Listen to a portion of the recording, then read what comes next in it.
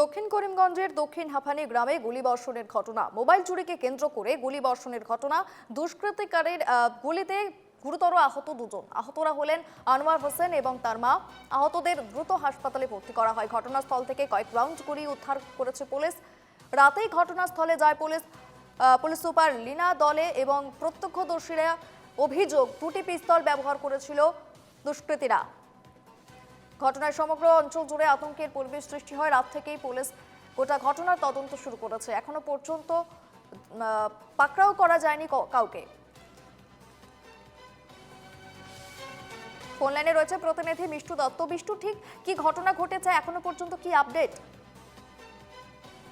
দেখো, সাধারণত মোবাইল চুরির ঘটনাকে কেন্দ্র করে গত রাত এক প্রকার গুলির শব্দে কেঁপে উঠেছিল দক্ষিণ করিমগঞ্জ সমষ্টির অন্তর্গত হাফানিয়া নামের গ্রাম। এবং সেই হাফানিয়া গ্রামে গতকাল যে ঘটনা ঘটেছিল সেই ঘটনা ছিল শাহরুল আলম নামের এক যুবক, যে যুবকের বিরুদ্ধে মোবাইল চুরির অভিযোগ উত্থাপন হয়েছিল এবং তাকে মারধর করে রাতের বেলা সেই মোবাইল উদ্ধার করা হয়েছে বলে প্রত্যক্ষদর্শী বা স্থানীয় লোকেরা জানিয়েছেন। কিন্তু তারপরই শাহরুল আলম সে তার গ্রামে গিয়ে জাহিদ সামাদ সহ আরো কয়েকজনকে নিয়ে সে আবারও অর্থাৎ দক্ষিণ হাফানি গ্রামে সে উপস্থিত হয় এবং উপস্থিত হয়ে আনোয়ার হোসেন নামের এক যুবক এবং তার মায়ের উপর আক্রমণের ঘটনা সংঘটিত করে।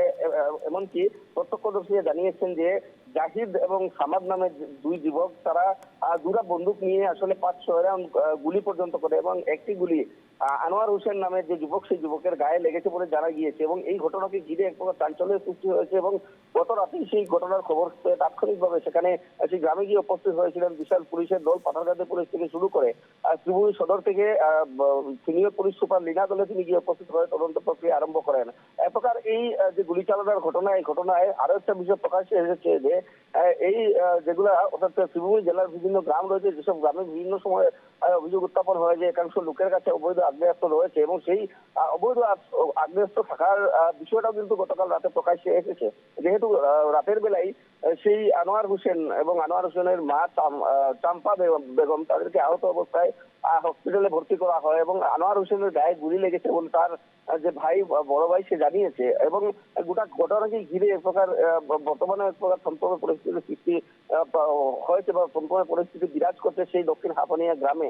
এবং রাতের বেলা যেহেতু পুলিশ, বিশাল পুলিশ বাহিনী গিয়ে উপস্থিত হয়ে সমগ্র ঘটনার তারা তদন্ত প্রক্রিয়া আরম্ভ করেছে এবং এমনকি সেই ঘটনাস্থল থেকে 3টা গুলি উদ্ধার করা হয়েছে। অর্থাৎ প্রত্যক্ষদর্শীরা জানিয়েছেন 5-6 রাউন্ড গুলি করা হয়েছিল এবং সেই 5-6 রাউন্ড গুলির 3টা গুলি ইতিমধ্যে রাতের বেলায় উদ্ধার হয়েছে। এবং সমগ্র বিষয়টাকে ঘিরে পুলিশি যে তদন্ত, সেই তদন্ত চালিয়ে যাওয়া হচ্ছে। তবে এই ঘটনার সাথে জড়িত যারা অভিযুক্ত, সেই অভিযুক্তরা এখনো পলাতক বলে জানা গিয়েছে।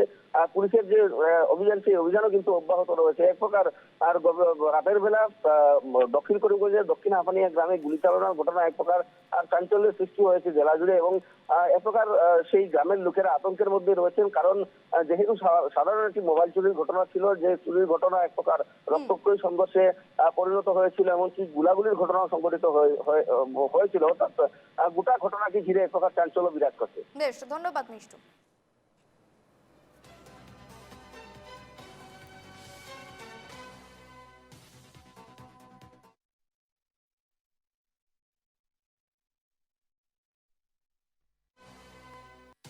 মোবাইল একটা চুরি করছে একজনে, শাহরুল আলম তার নাম।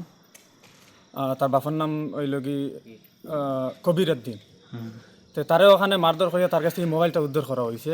ওর বাদে হে তার গাঁৱত গেছে গিয়া ডাক্স কারবার করেন জাহিদ সামাদ, তারা লইয়া আইছে। আইয়া এখানে তো আর খেরে পাইছে না, আমরা গেছি তার মোবাইল দিয়া গেছে গিয়ে। আইয়া আমার বাইরে পাইছে, আমার বাইরে ভাইয়া তারা মারধর করছেন, গুল্লি করছে বন্দুক দিয়া 4-5 রাউন্ড গুল্লি করছে তারা দুইটা, জাহিদ আর সামাদে। জাহিদের বাপর নাম হইল কি আব্দুল ফাত্তার, আর সামাদ তার বাপর নাম পুরা মতে জানি না। আর এখানে সঙ্গে আসলা